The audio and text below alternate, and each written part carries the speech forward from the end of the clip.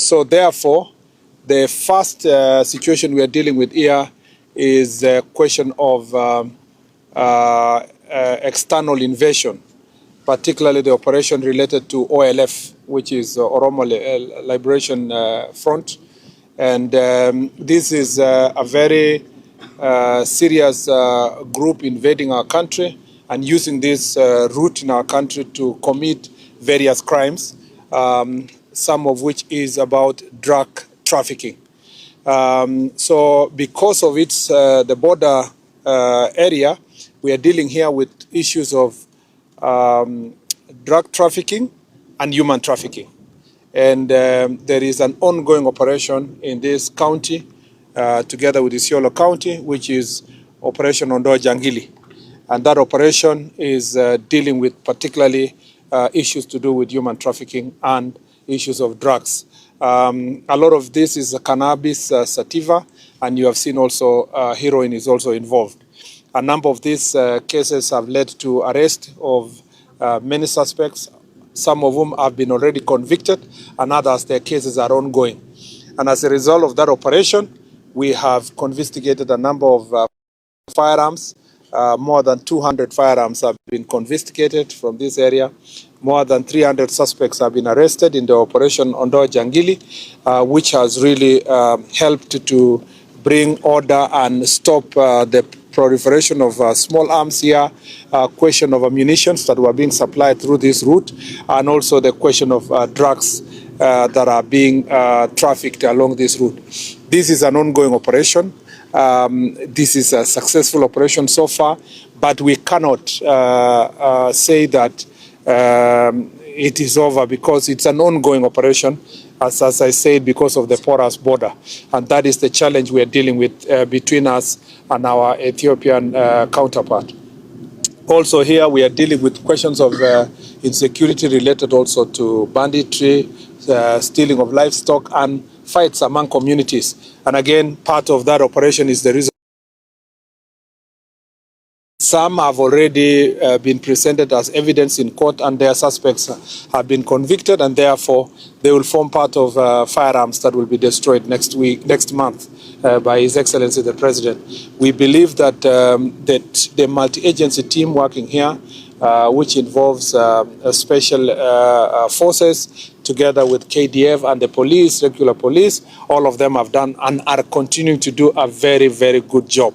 Operation Ondoa Jangili will form part of a critical conversation today in the Jukwala Usalama in the Marsabit County, and we believe that it will give us great success.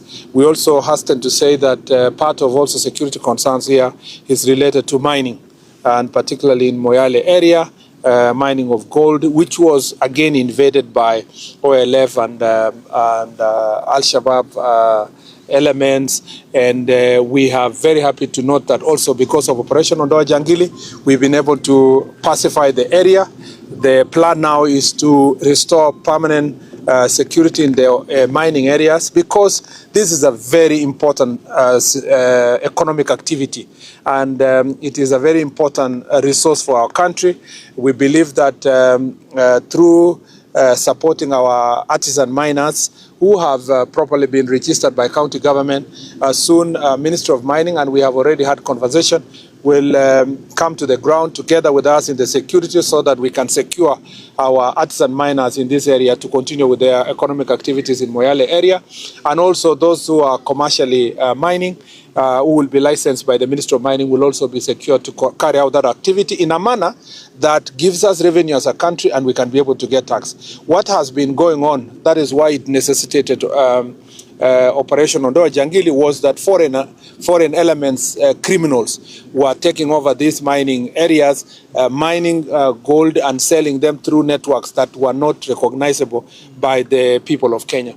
The other issue that is of great concern in this county is, of course, inter-community relations. We are very happy that now, more than 2 years down the line, almost 3 years down the line, the communities around this county have been living in peace, having come together on their own volition to establish a peace accord.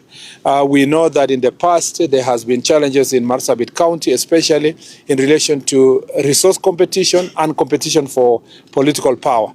And usually around election time, you will see heightened tension between and among communities. We believe that the peace that is prevailing now among these communities in Marsabit shall be firmed up. We have asked our security teams, particularly the Ngao team, to continue holding barazas with the community.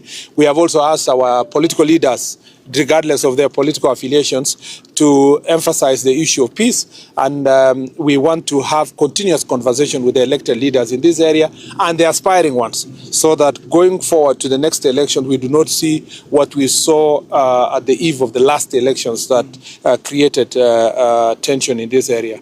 Other than that, I just want to say that key for us is to ensure that we sustain this operation, because it is important in protecting the rest of the country from the proliferation of small arms and also ammunitions, fueling banditry in most parts of the country, but also to make sure that necessary measures are put in place to apprehend all the aliens who come also through this area and trafficked through this county and return them back to their home countries. But also, I want to ask Tania that these operations require a lot of resources, and we are working together with Parliament, with the necessary, with Treasury, to make sure that the operation is sustained for the best interest of our country. Just two questions, Waziri. First of all, is the Isiolo double mining. There are reports that the mining is still going on secretly at night, and there are government officials and security agencies involved. And what do we want to say about the Isiolo double? That is just one question. The second one is directed to the IG. IG, the president said that his office is not involved in operations that include kidnappings, abductions. What do you have to say about that? No, basically, let me say that Isiolo double mining area, as I told you, is of great concern to us. And as I told you, not just because of local mining, but because of this infiltration of foreigners and all the issues related to problems related to supporting terrorist activities, supporting also trafficking in human trafficking. So all this operation that has been going on Jangili is to deal with that. Should there be cases of illegal mining at night and so forth, I think that should be also discussed today in the Jukwaa la Usalama, to see how best our officers can be supported so that they can keep watch even at night. But as I can tell you, because of this operation, a lot of these activities have come down, and that criminal elements that have been operating in this area have been apprehended, arrested, charged. They are facilitators. As I told you, in this operation that was done, nobody was spared. Police officers who were involved, Ngao officers who were involved, the county government officers who were involved, all of them were arrested and charged. And nobody, there is no sacred cows. Everybody is accountable to the rule of law, and there will be no room for us to allow any person to get away. And as I said, thankfully the county government is involved in creating order in the area, because it was a bit disorderly.